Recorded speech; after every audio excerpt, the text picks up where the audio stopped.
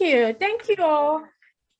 It's such a pleasure and privilege to see you all, sweet classrooms attending, and my audience is from all over the world. It's great because I'm kind of in the bubble here, research bubble in Seoul, doing my own research without teaching. It has been such a pleasure to just do my research, but also pre-isolated. And as you know, COVID is going crazy here in Seoul now.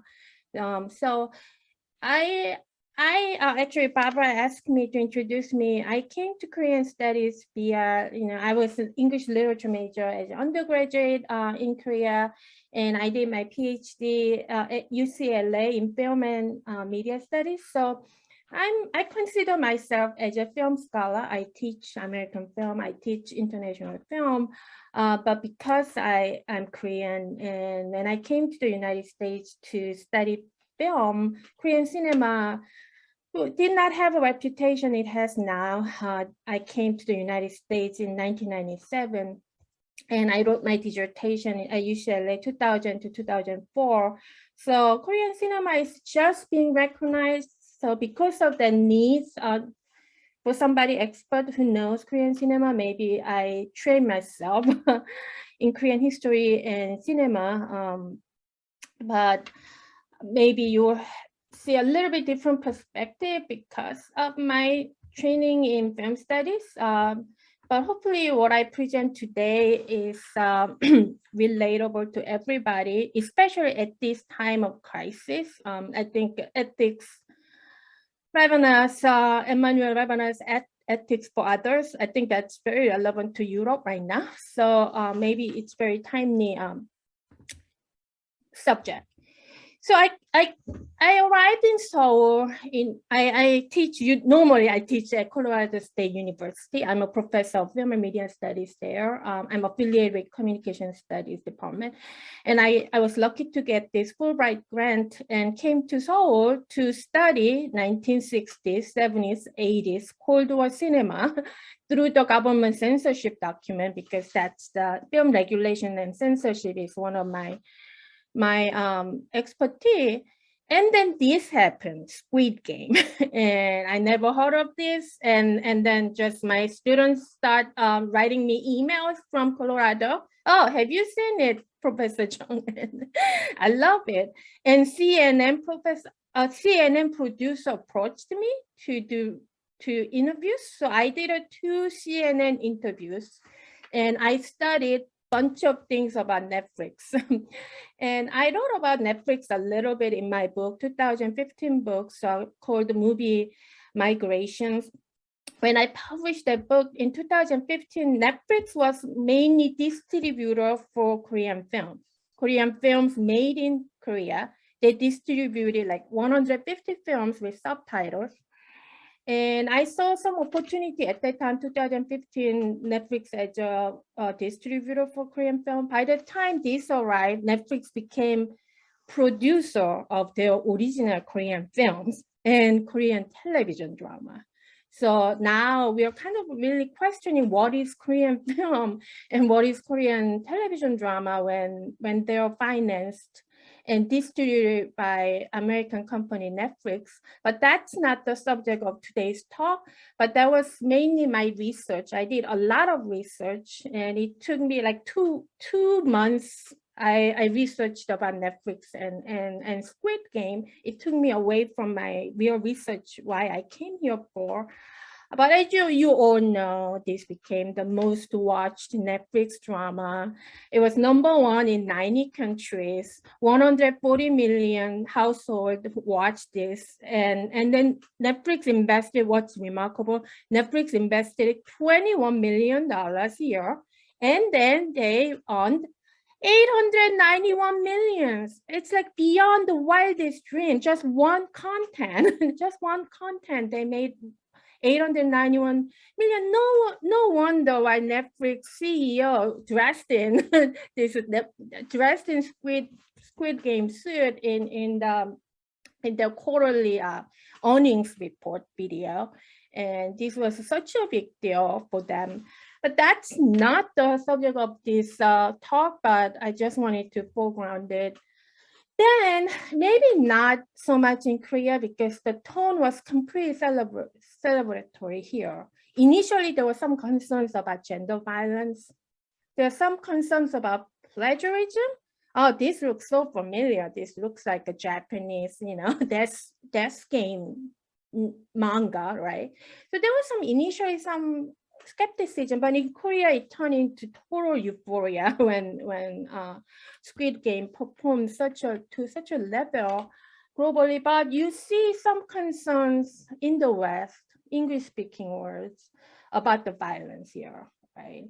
And this is like a children's advocacy institute, Child Mind Institute. You watch something like Squid Game that could screw up your performance next day for children, right? Soccer game or science lab, what have you. And psychiatrists here, Los Angeles-based psychiatrists said that, this could actually, not only for children, but this could lead to road rage or domestic violence. This type of violence material could be harmful to the public. And you also know some public schools in New York and in Britain, they banned Squid Game costumes during the Halloween because Squid Game coincide with, Chuseok holiday here in Korea, Thanksgiving holiday in Korea, and the Halloween in America and in the West. So there was some concern. It's not that it was totally embraced. So what's interesting is Lee Jung-jae's take. Lee Jung-jae is that star of Squid Game. He was he's been around here in Korea since the 1990s, but Western audiences just discovered him through Squid Game. And he's basically declaring those people who were criticizing Squid Game, they didn't really understood the show. It's really not about violence. It's about altruism, which is very unusual take. And just Squid Game is asking us, right, as a human being, did I forget something, right? Somebody who needs something, could I have or should I have helped others? This is very, very interesting because the premise of the show, only one person can win $38 million. You have to eliminate all others for you to win it. But the person who won it is the most altruist, most compassionate of them all. So it's very interesting and take. I was inspired by his interview, New York Times interview. But if you see some of the pictures I took in Seoul, how Squid Game was used, and this BTS Squid Game, I don't know what's the connection. It's just, it's Sinchon, where I live, nearby the Yonsei University area, and it's totally kind of commercialization, and this is another commercialization and using it for this pet store. It's more like a cuteness. It's not the scariness or violence or killing or death. It's more cuteness. But here, this particular campaign in Seoul, this is a bus campaign. I take bus. I don't drive here in Seoul, so I take bus every day to drop off my child in the kindergarten. This bus campaign ran for 2 months, November and December. And this is anti-internet bullying campaign. It's asking, would you be my ganbu? Ganbu, ganbu if you watch Squid Game. So ganbu is the term. I grew up here. I stayed in Korea. I was born and stayed in Korea to my mid-20s, but I never heard of ganbu. It's a very old slang. I actually learned that it came from camp, English word camp. So this is basically your friend, street friend, who share everything, marbles or play things like your gambus. You share things together, belong together. So would you be my gambu? And this is more about consideration. Let's create the culture of compassion, consideration in the internet. That begins with you and me. So again, this whole bus system campaign is very similar to what Lee Jung-jae is talking about. The show is not about competition or killings or violence. It's about being there for others and considering others. So I used in my paper, hopefully it will be published soon and you can read it in a more refined form. I used this philosophy of Emmanuel Levinas, Time and the Other, and probably there are people more qualified to talk about this theory than me in this room. So I'm not going to go over too much about it, but the gist of the idea is there are two subjectivity, being for itself. So everybody, all human beings are selfish. So we are being for ourselves. And then when we experience that face-to-face encounter with the other, that's when that subjectivity of being for itself is turned into being for the other. There's reconditioning of subjectivity, and so our kind of egoistic, subjectivity is put into question, challenged, and then we are turned into more altruistic self. So that's the gist of the idea. I'm not going to go into detail about this theory, but you can, according to theory, so there are two types of subjectivity, for the other and for itself. And you can kind of divide these characters. Obviously, Ali, this Pakistani immigrant character, is totally for the other character, right? And Ki-hoon, for the most part, is for the other character. But he initially, he was a little bit selfish in his relationship with his own family, but ultimately, as a public figure in this game contest, he's being for the other. He's looking out for interest of other characters, such as Sebyok, that North Korean de facto woman, and obviously Sang-woo, his childhood friend, junior friend, sort of younger brother figure. He's totally for himself, for his self character. And Il-lam, this old man who looks like he's for the other character, but he turned out to be, he was disguising. I will not ruin the whole show for somebody who had. And but you have that kind of mixture of these two different subjectivity, and even within one person, same person, you see that fight of these two different types of interests within the same person. But what's very interesting in relation to Levinas theory I just summarized is that this particular scene in episode 1. And this is such a very important scene, and let me look. This particular shot really captured my attention because camera lingered on this character and we don't even know who she was, right? At this moment, we didn't even know who she was. And I thought it was very unusual as a film scholar. It was very unusual to stay there long, lingering on her close-up. Her reaction, probably she feels guilty because she's a pickpocket. And she just stole his money, the stranger's money. So you see that reaction.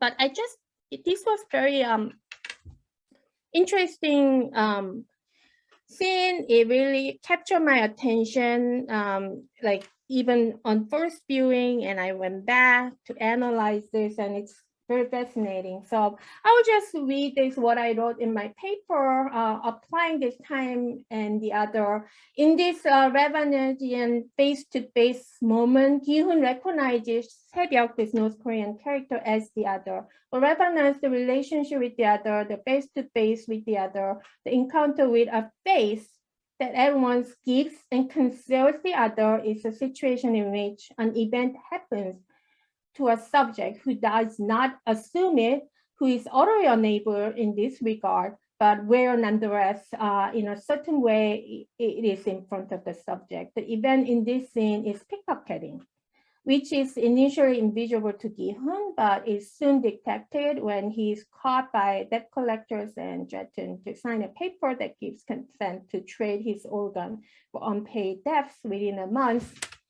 In the next slide, in this scene of a criminal event, Hwang's camera, that Hwang Dong-hyuk, the director, lingers on an expressive close-up of Sebyok's face, which conveys a mixture of grief, relief and guilt, when Gi-hun, his victim, leaves with a repeated apology for bumping into her. This conspicuous close-up of the more ambiguous character's face invites South Korean viewers to encounter up close with their other North Korean defectors. The relationship between the two Koreas can be read as an extension of Levinas's concept of asymmetrical relationship between the South, rich or the powerful, that's South Korea, and the other, the weak and the poor, or the widow and the open, which represent North Korea.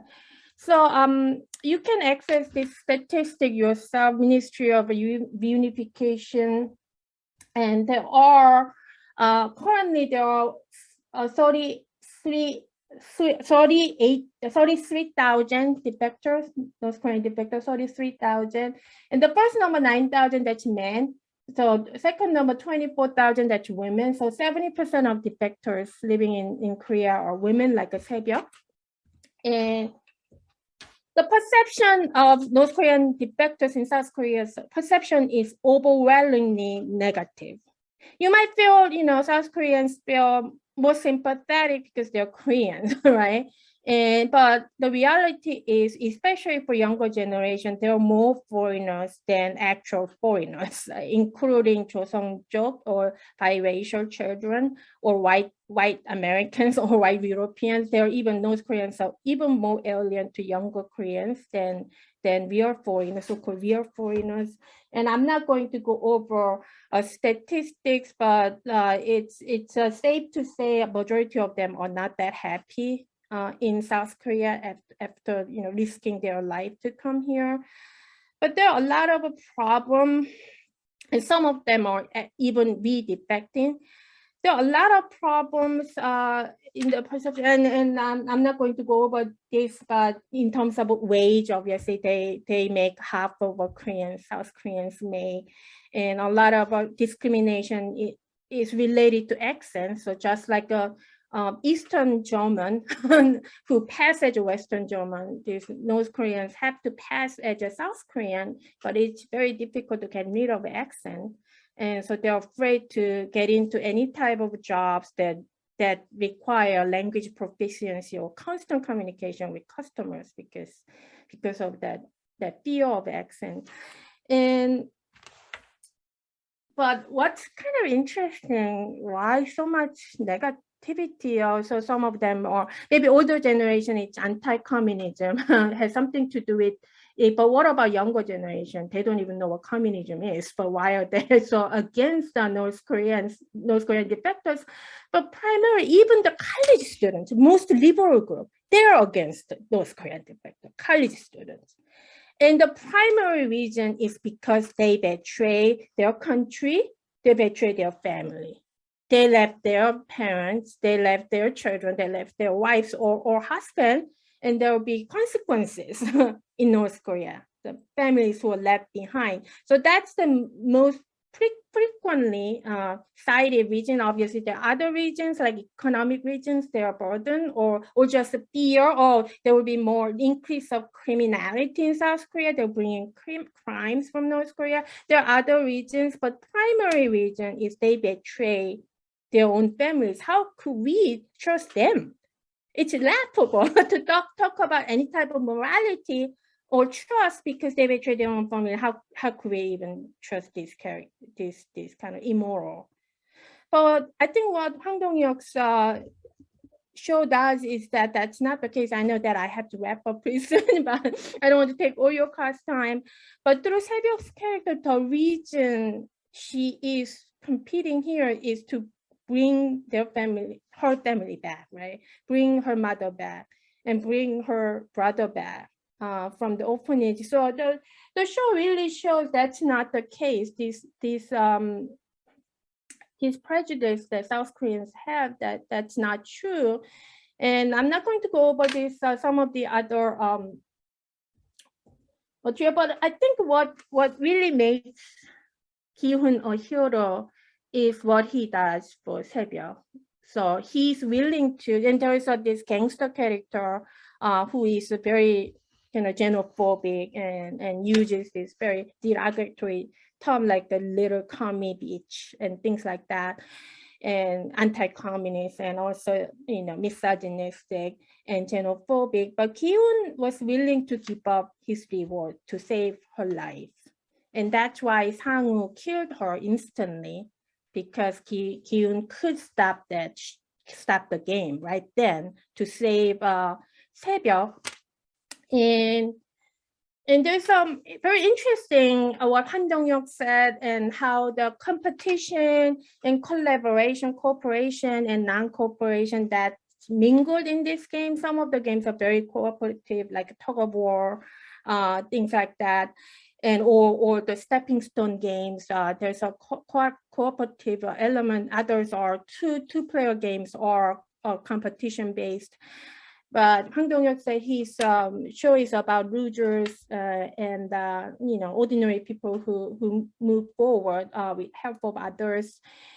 And it's very interesting. The reason why Ki-eun could win is because of his compassion and being for the other subjectivity, because he chose Illam for that two-player game. And I don't want to ruin the whole plot, but that's the reason why he was alive and he could pass to the next stage, because he chose this man with dementia, this old man with dementia. Nobody wanted to be partnered with, because they thought it was collaborative game, not the competitive game. And so that's one of the reasons why. And then he gave up #1 place for stepping stone game, right? If he chose #1 and didn't yield that spot, he would have been killed instantly. And you see that how his compassion, his being for the other subjectivity saved him and made him winner. It's very interesting, speaking of this ethics, because there is something about Holocaust in this show. And Hwang Dong-hyuk said that if Auschwitz was the model for that installation, the ground, the barrier place, that's actually based on Auschwitz gas chamber. And there's something about why, being for the other is the only subjectivity you could choose, ethical subjectivity you could choose in this Holocaust situation. And it actually, ironically, that's the only way you can guarantee your own survival, as well as survival for others. And there are some, account of Holocaust survivors, how when the children arrive, that's the only reason to live for, to protect them and help them. I don't want to go over this, but you can kind of look at this being for the other and the relationship between this Lebanese philosophy and the Holocaust, because there's a lot of that similarity in this narrative and the Holocaust situation. But ultimately, I wanted to wrap up my talk. I wanted to hear from you and have some discussion, if you don't mind using so much of your class time. But this is my conclusion. So Ki-eun calls and speaks the frontman. I'm not going to go over the plot summary. Maybe some of you who haven't watched can go today to Netflix and, and watch it. If you binge watch, you can finish in a day. Who made an analogy between racehorses and Squid Game players to answer the surprise winner's question why they're doing what they're doing. Speaking on behalf of every participant, most of who are dead, except for a handful who did not return after the first game, the Levinasian protagonist talks back to the cruelty and dehumanization, declaring, "I'm not a horse. I'm a human being. That's why I want to know who you people are and how you can do these horrible things to other human beings. I can't forgive you for everything you're doing." The frontman calmly reasons with him to get on that plane to Los Angeles for his own good. The final shot tracks backward as Ki-eun turns around and walks away from the boarding gate to pursue righteous deeds for the good of the other.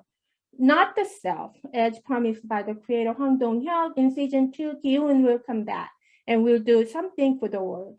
This resolute being for the other departure is perhaps closest that the small screen has captured the essence of Lebanese ethics of authority for global moral awakening.